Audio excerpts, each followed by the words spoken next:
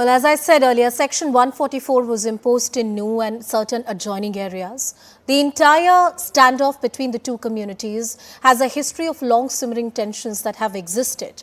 Three temples of Mahadev that have existed in this area, in this particular district, where the VHP claims attempts of encroachment have been done. There was a mega yatra by the Vishwa Hindu Parishad that was organized in the last week of July. And during those clashes that erupted, it was during that yatra that the clashes had erupted. There were also serious allegations against the VHP that certain people accused of lynching were part of that yatra. However, towards the end, they did not show up. We'll be joined by our guests who are joining us on the broadcast tonight. We have Mahima Singh, who's the spokesperson of the Congress party, joining us on the show. Mahima ji, thank you so much for speaking with us. For starters, thank God that today was a calm day and the entire day could pass without any instance of violence being reported. Why does the Congress party maintain that the administration was soft on a particular community? Jai Hind.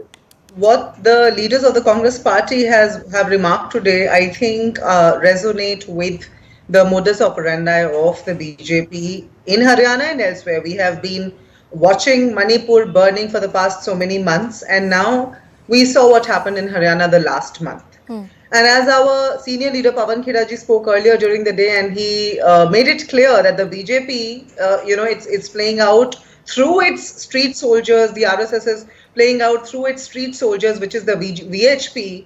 I mean, you look at this, Anusha, it becomes very clear when you see that there's a clear denial from the BJP government in Haryana, and the VHP clearly says, we have not asked for any permission. No permission has been sought, so there is no question of any denial. I mean, this in itself is a mockery of the state of law and order in Haryana.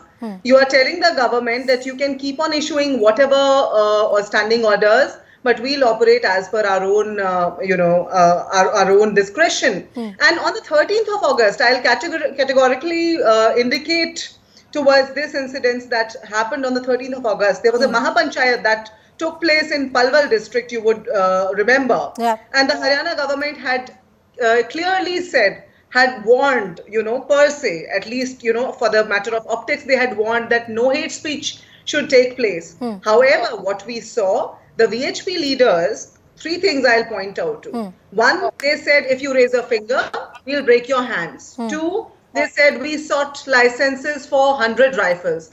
Three, they instructed their workers not to be afraid of any FIRs because that will be managed. So that is the way these right-wing outfits operate, and the government never acted against them. And today the government, it's like an orchestrated tug of war. The government, kept on saying that we'll not allow any yatra. But here they were, at the very boundaries of Delhi and the new district. What turned out to be, a calm day, I think had to be so, ought to be so. It shouldn't have happened a month ago also, because the government. But I also think that, while they might have managed the situation today by allowing those 50 devotees or the 50 members of particular religious organization to go to a particular temple of Shiv and offer their worship and prayers there. But the situation is far from being resolved. I believe we have other guests as well joining us on the broadcast.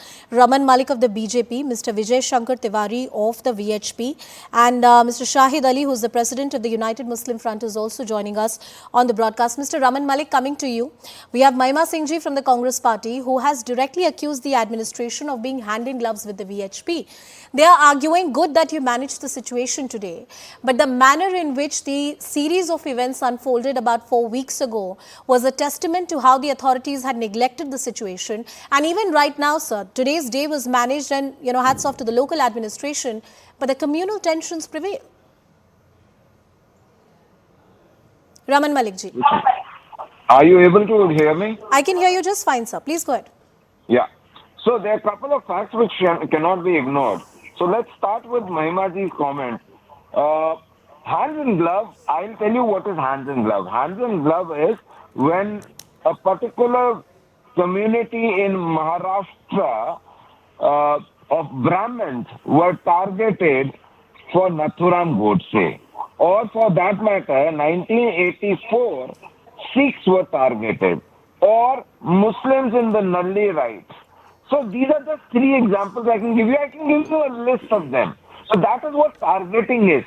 So let's understand what we are speaking about.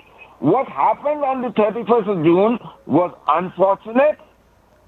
The procession was a peaceful procession which was targeted and attacked by stones and glass bottles, petrol bombs. Then there were people who had firearms on the hills, but the Congress would not speak a word against it because Kamalnath says, "हम मुसलमानों की party हैं," और Surjewala says those who are voting BJP or supporting BJP are Rakshas.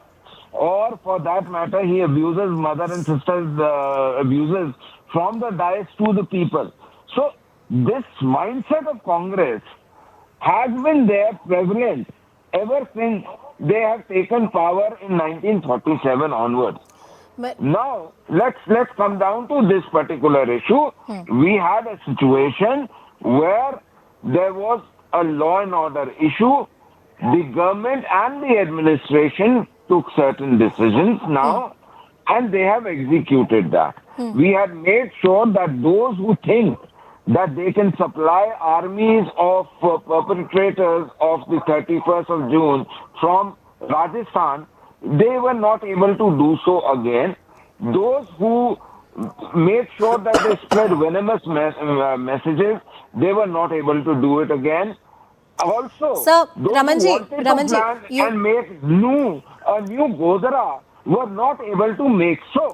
Sir, if the situation is well under control, even these 50 devotees, when they had to go to the temple today, and if your version is to be believed on the face value, I'm sure Mahima ji wants to come in on that, then why did these 50 devotees need the kind of security and the cordon to go with them when they were going to the temple? If everything is fine on the ground, if the administration has acted and taken action against the culprits, whatever administration believes is the right step to go forward, then why did these 50 devotees require this kind of protection?